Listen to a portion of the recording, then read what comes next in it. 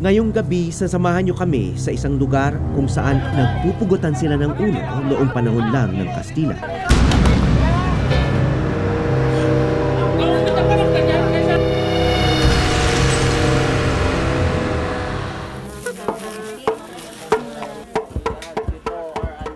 Ngayon, wala nang takot ang mga dayo, ngunit malakas pa rin ang tradisyon.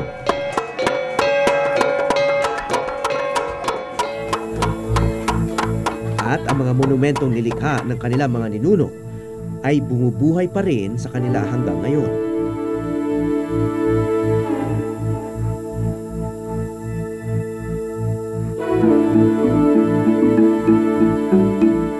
Pero iba ang pakay namin dito. Pumunta kami rito dahil sa isang aso.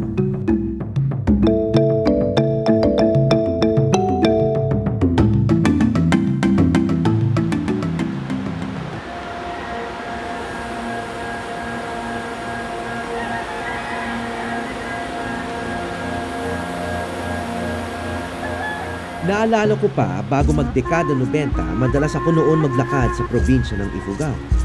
Wala siya talagang masyadong pinagbago. Ito tinitirhan ko dati, halfway lodge and restaurant. Eh, parang wala masyadong renovation. Ganun pa rin yung mga bahay dito. At ilang beses man akong bumalik, hindi siya nakakasawa.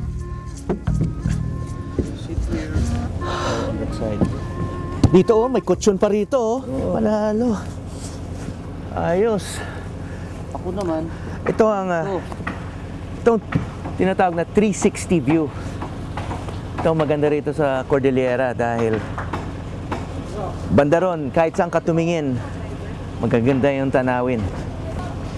At ito yung pinaka deluxe na upuan.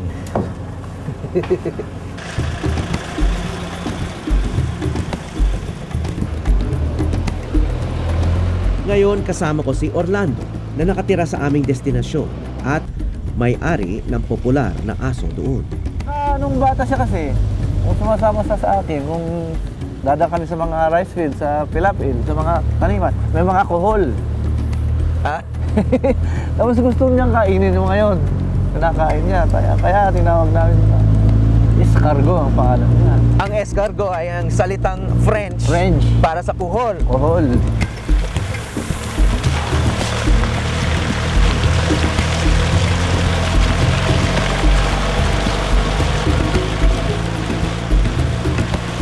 Katabi lang namin dito sa kaling ito, itong lubak-lubak na kaling ito, katabi lang ng malalim na bangin. Kaya medyo nakakalulang tumingin dyan sa baba dahil, ayan may ilog dyan sa baba, pero siguro 50 metro yung layo nun. Pinaliligiran ng matataas na bundok at mahirap na daan ni walang signal sa aming pupuntahan.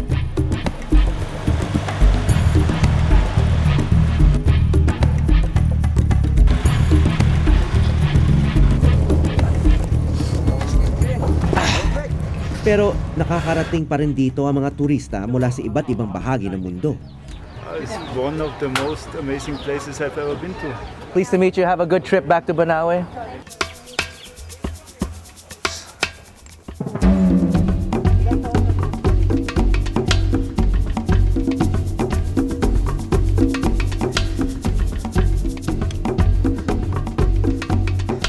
It's not so nice than 20 years ago.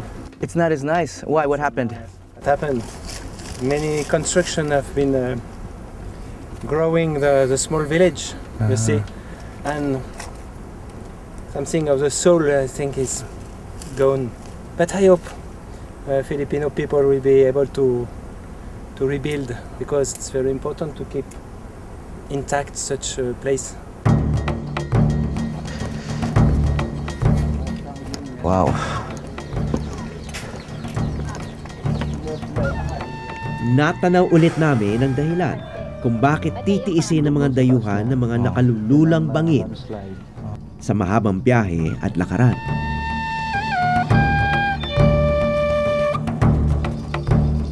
Ito ang tanawin sa maraming postcard. ang kakaibang hagdan sa langit na may anyo ng matarik na amphitheater. Ganun pa rin, no? Parang tumami lang yung mga bahay. Tumami na talaga.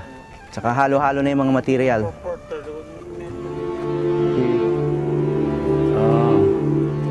At may isa pa akong napansin na wala naman dati.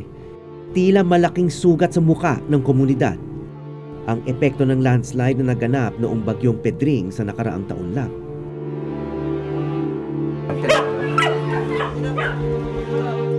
Nabuhayan uli kami ng loob nang biglang nagpakita ang pakay namin dito. Tila na-miss ni Escargo ang kanyang amo.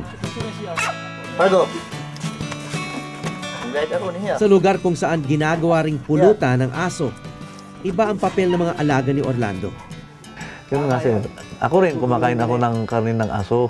Pero hindi ko kinakain ang karne ng aso ko. Nung bata pa yung si Escargo ko, sinasama ko siya tuwing nag-guide ako dito around Batad. Tapos nung medyo lumalaki na siya, sumusunod sa akin.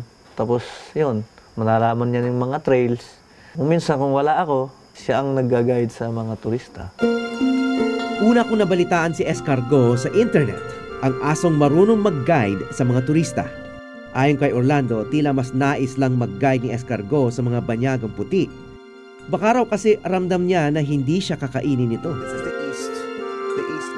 Kaya ito, may kinumbida kami mga turistang taga France at Inglaterra para sumama sa amin. Okay, si Escargo ang mag-guide sa amin papuntang waterfall. Nag-aantay na sa amin sa baba. Kaya ayaw namin siyang mainip. Kaya bababa na kami. Kasama ko itong dalawang taga France at taga England. Tara!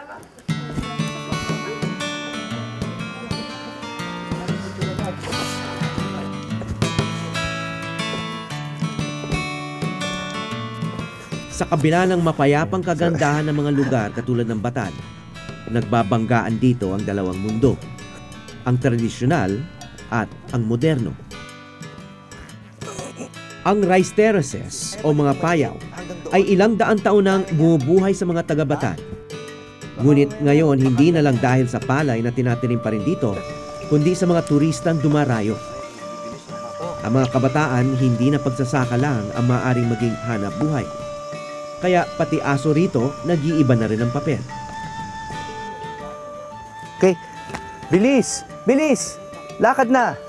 Minsan tila naiinip si Escargo sa mga mababagal na baguhan sa kanyang teritoryo.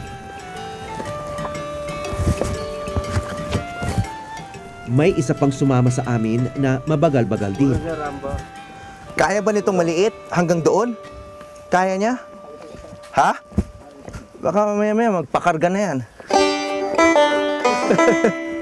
Siya si Dougal, anak ni Escargo, at mukhang gusto niyang sundan ang yapak ng kanyang ama. Pero kakayanin niya kaya ito?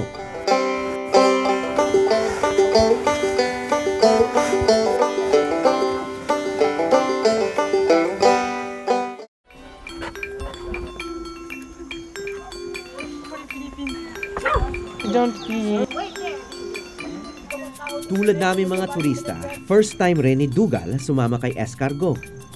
Kaya hindi siya tulad ng kanyang amang nauuna pa sa amin.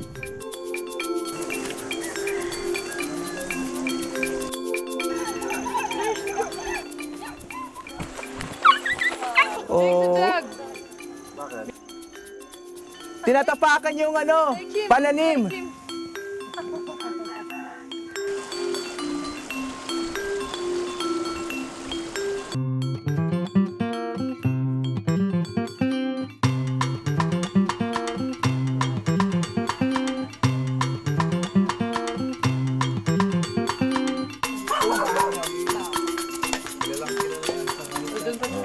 Para makuha naman yung pananaw ng aso, yung perspektibo ng aso, nilagyan siya ng dog cam.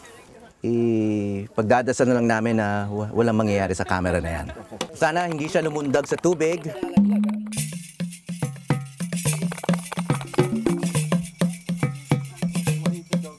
Wait.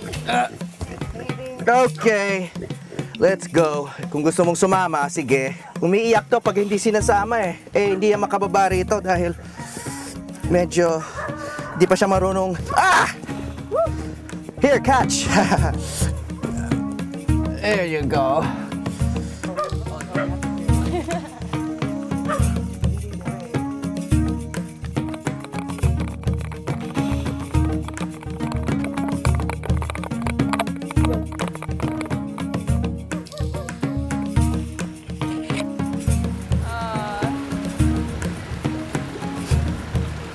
Inaantay kami ni Escargo doon sa taas.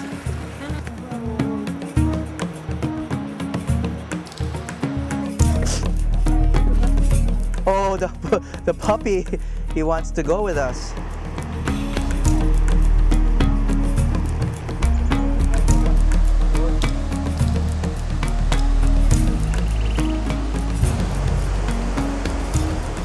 Nanginginig eh.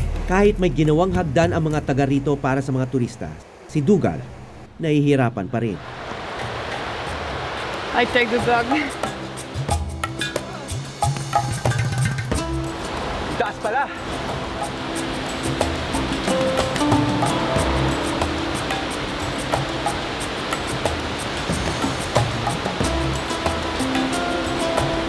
Pero nahuli man sa grupo ay nakarating din sa isa sa pinakapopular na atraksyon sa Batan. Okay, nakarating din kami rito sa Tapia Falls, no? Yung isang sa nag-guide sa amin, yung si Escargo, pero siya ngayon ang nawawala. Naiwan doon sa taas dahil siguro may inaalalayan na nahuhuli sa amin. Kaya maya-maya, baka nandito na yun. In the meantime, mukhang masarap maligo dyan.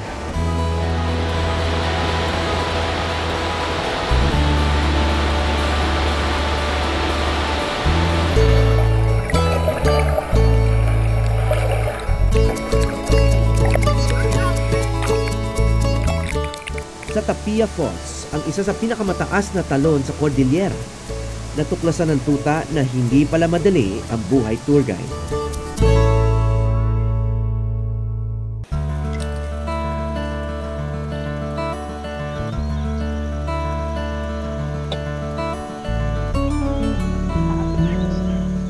Kung noon, ang mga bundok ang naghiwalay sa Batad mula sa buong mundo, ngayon ito na rin nagsisilbing daan para abutin ng mga tagalabas.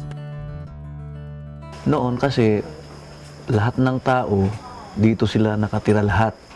Bihira lang ang lumalabas kasi noon may mga tribal wars nga. At saka dahil sa mga boundaries. Taong 2004 lang nagkakuryente sa Batad. Pero matagal na nagbago ang kanilang pananamit, tirahan at relihiyon. Pero hindi nabura lahat ng lumang tradisyon. So nabanggit mo kanina na lahat ng tao ay pupunta sa Burol. Burol, kasi may patay ngayon, no? this is the last day na kasi ngayon. Huling araw niya, so mamayang hapon ililibing yung patay. So makikiramay na rin kami.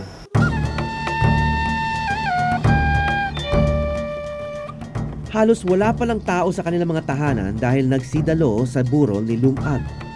72 taong gulang, isang ginagalang na miyembro ng kanilang komunidad. Argo.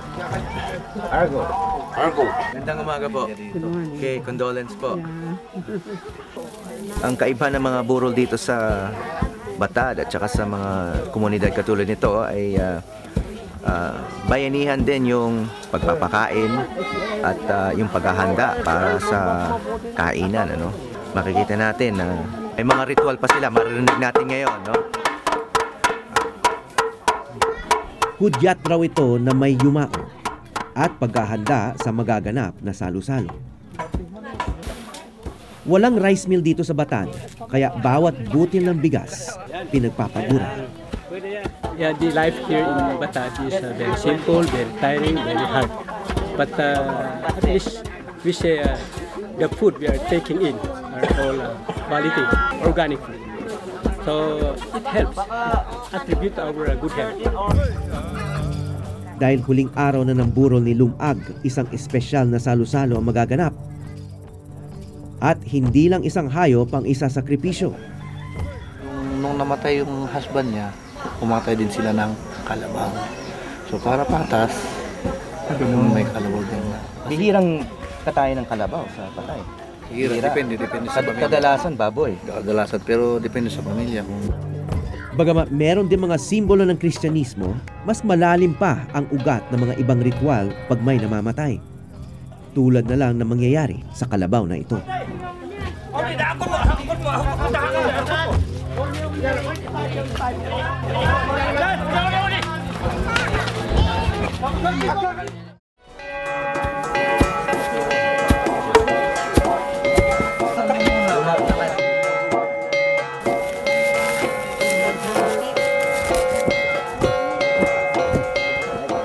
Inimport pa raw ang kalabaw na ito mula Nueva Vizcaya. Wala kasing taga-Batad ang nag-alok ng sariling kalabaw para sa seremonyas na to. Hindi raw dito maaari magtagal ng buhay ang kalabaw dahil baka magwala at may masaktang tao.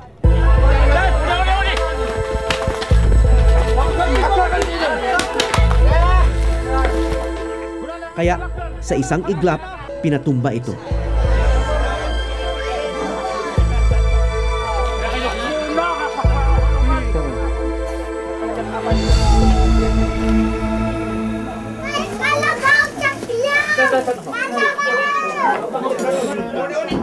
Isang karangalan para sa pamilya ni Lumag ang makapaghanda ng kalabaw sa kanyang burol. Sa pagtugtog ng gangsa ay pinagdiwang ng mga taga-Batad ang mahabang buhay ni Lumag.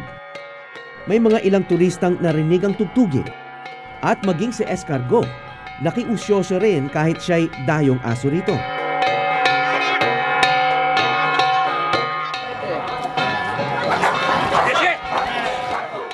Maya-maya, nagkainitan, napaaway si Escargo at pinalo pa. Kahit gaano siya kamahal ng mga turista, aso pa rin siya.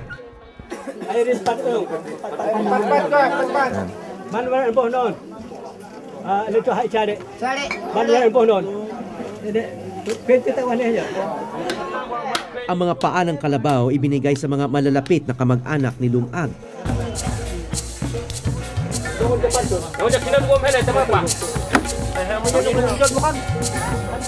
Ang natitirang karne naman ay ibinahagi sa mga tumulong at nag-ambag sa burol. Isa na namang paraan ng pag-uugnay sa isang tradisyonal na kultura.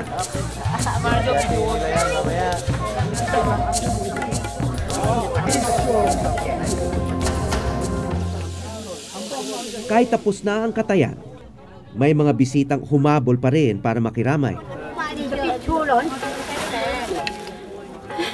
Saan ho galing yan? Galing sa doon sa Babloy. Galing, Galing sa mga senior citizens. so hindi lang sa inyo yan? Hindi. We all gathered it. Collect. That is 8 bundle and 8 persons who contribute that 8 bundles.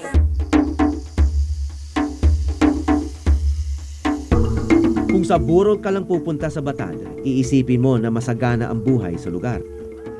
Pero taghirap ngayon. Bakit sila may tubig dito sa taas? Wala. Hulyo 2011 pa ang huling ani ng palay ni Lola Imelda.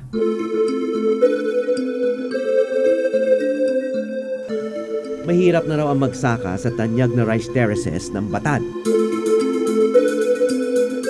Alin ba rito yung inyo? This one rice land is mine.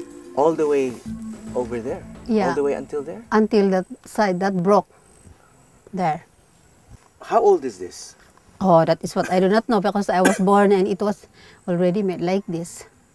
So it This belonged was to your built by family. our forefather. Sa 6 na payaw o rice paddies nila Lola Imelda, isa na lang ang kanilang napakikinabangan. Ang 4 dito ay nasira ng landslide, habang ang isa naman nanuyo dahil walang irigasyon. So paano naapektuhan yung tubig dito? Kasi because the irrigation was being slide there up because can you see that water there? There's continuously irrigation from there up here and then down here. So ngayon, dahil sa landslide, naputol Naputol yung daloy ng tubig yung dyan, irrigation. kaya pati rito wala ng tubig at dito rin galing ang tubig na para dito sa Para inyong dito, payaw. yes. As of now, we have a little harvest left. saan kami kukuha ng ng pagkain. Kasi this is dry. Tapos that we have also a lander and it was like that, being slide. Hanggang ngayong Mayo na lamang ang supply ng bigas nila Lola Imelda. Kapag nangailangan daw siya ng bigas, bibili na lang daw siya sa labas ng Batan. It is very, very sad. Nakakalungkot talaga kasi this is really our capital. Because I and my husband has no work and we have to work hard to produce rice like that for our children before when our children were still small. But now that they are big, grown up, they can find a work for them. Tila marami sa nakababatang Ifugao sa Batad ang mas piniling maghanap ng trabaho sa ibang lugar. Tulad ng pamilya ni Juan Buya na nakilala namin sa Buro. Bagamat may 7 siyang anak, ay wala siyang katulong sa pagsasaka. Anohan din, anin kuloy. Siyempre, anakan. Siya may umana, siyempre, meet me. Siyempre, yung problema lang siya umali. 2 sa 4 na payo ni Juan ang nasira sa landslide. Kaya't pang 3 buwan na lang ang supply niya ng bigas.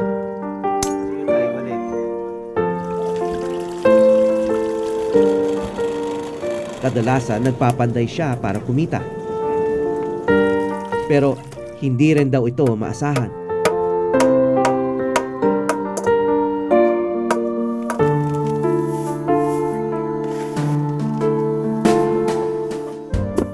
Isa lamang si Juan sa mga magsasaka sa Batad na humingi ng tulong mula sa Ifugao Cultural Heritage Office. Sa burol ni Lumag, pinag-usapan ng mga kalalakihan ang problema ng rice terraces, kasama ang program officer na si Renato Pataksil. In 1995, we were inscribed as cultural landscape in UNESCO. But 5 years later, we were in the status of what is called endangered list. So eto ngayon, they gave us 10 years to be taken out from that status. Tandaan natin na ito nga ay, sinabi ko kanina na this is a cultural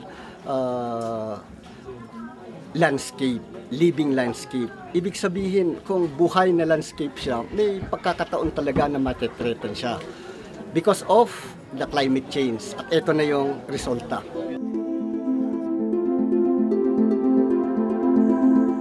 May ebidensya dyan na hindi katulad noon na papitsi-pitsi yung landslide. Ngayon talagang grabe yung resulta na yan. Ibig sabihin, ito yung epekto ng kinakatakutan ng aming ninuno noon.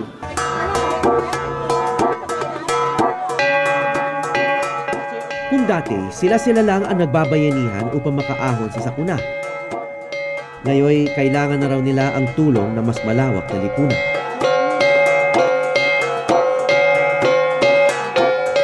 Habang ang sugat sa Batad ay palaki ng palaki, naglalaho rin ang nagbigay sa kanila ng buhay sa mahabang panahon.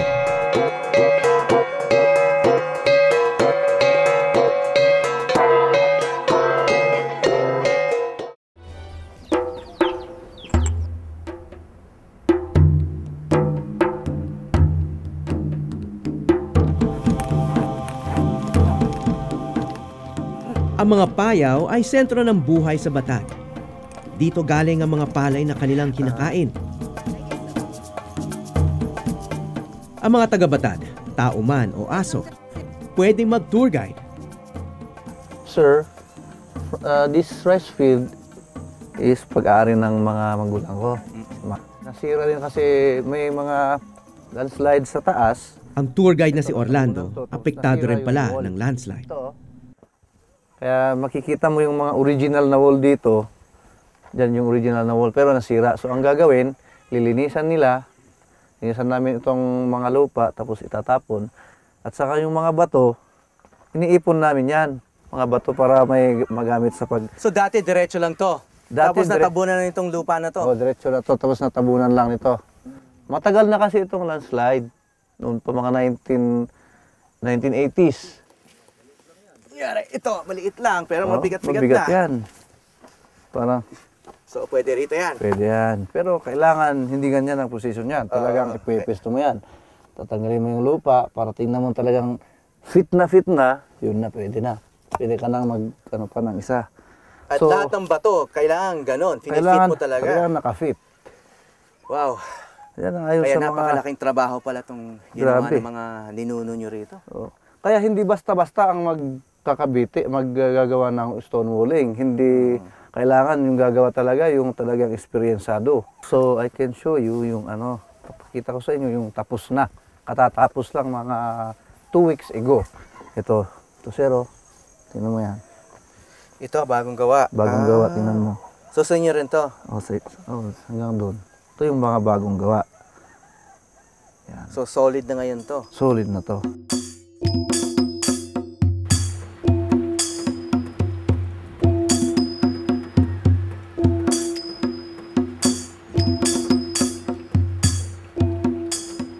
Sa di kalayuan, inihahanda na si Lumag sa kanyang libing.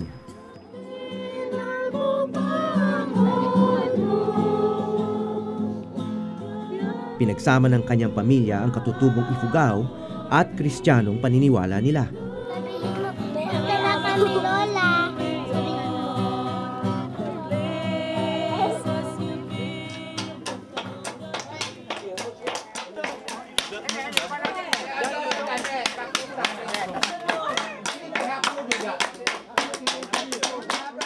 Si Lumag pinabaunan ng mga damit at kumot na kakailanganin niya sa kabilang buhay.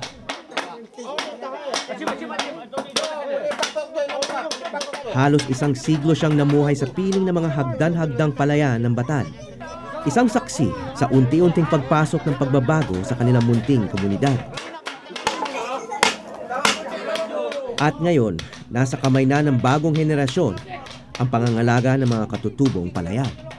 Kung nagputol man tayo ng kahoy, dapat mag-multiply tayong magtanim din para mapalitan yung nagpuproduce ng tubig.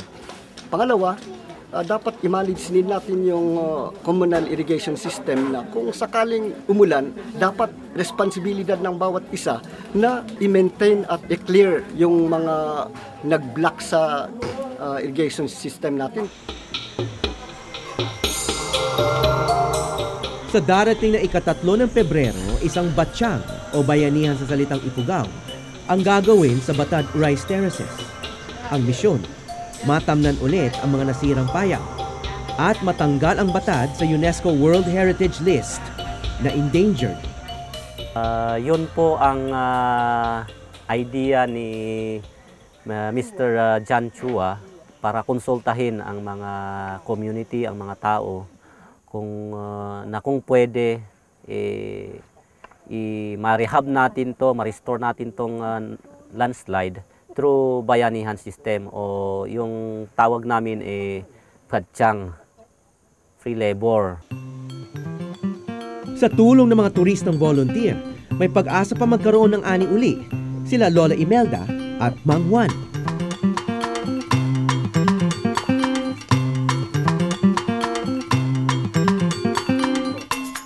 Wala akong duda na sa kabila ng mga problema, mahaba pa ang buhay ng mga rice terraces ng Batan. Higit pa sa isang tanawin, ito'y buhay ng isang kultura. Hindi pala kailangan masagasaan ng pagbabago ang tradisyonal na komunidad. Sa katunayan, ang mga makabagong ugali ay meron din ditong idinudulot na ginhawa. Tulad na lang ng mga dating pinupulutan dito. Nagiging bida na sa turista at sa telebisyon. Mula sa Batad, Ifugao, ako po si Howie Severino at ito ang Eyewitness.